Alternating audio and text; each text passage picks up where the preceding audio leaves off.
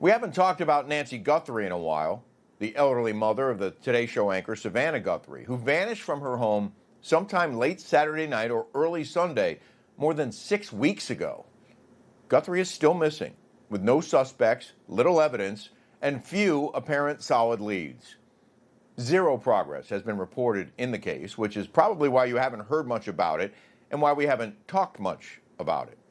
No more ransom notes, no more publicized offers to pay for information leading to her whereabouts or the capture of whoever was involved.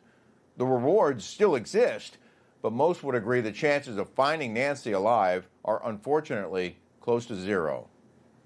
One of the biggest stories now surrounding her disappearance is a recall effort to remove the Pima County Sheriff from his job.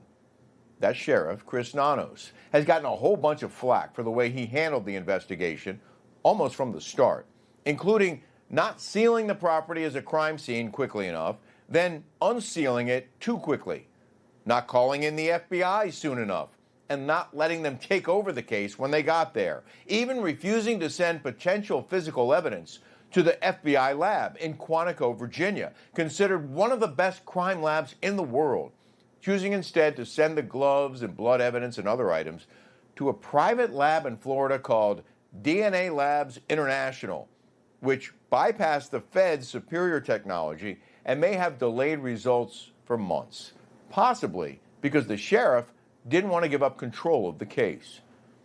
More criticism has surfaced from a former NYPD canine officer who couldn't believe cadaver dogs weren't used immediately to search the area, saying it defies logic, since in court, the animals are considered a scientific instrument and have proven incredibly helpful in finding evidence and bodies humans couldn't locate on their own.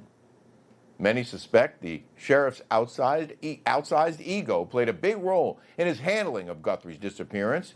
His department has its own reality show on the A&E network called Desert Law, and while he does not appear on it, Nanos apparently talks to the producers on a regular basis. Nanos also attended a University of Arizona basketball game just 6 days after Guthrie went missing, spotted near the front row on a Saturday while family members were still begging for help to find Guthrie and bring her home. Even if he needed a day off, the optics were terrible.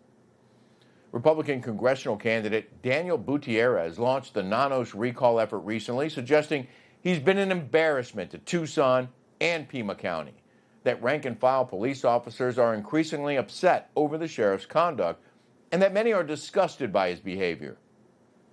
Nanos also apparently lied about his law enforcement career, swearing during a deposition he'd never been suspended on the job, when records show he was suspended 8 separate times as a young cop in El Paso.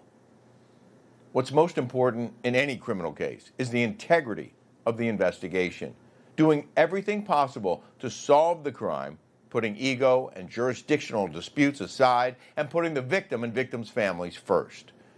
That apparently didn't happen in the Guthrie case, and there's no assurance the case will ever be solved.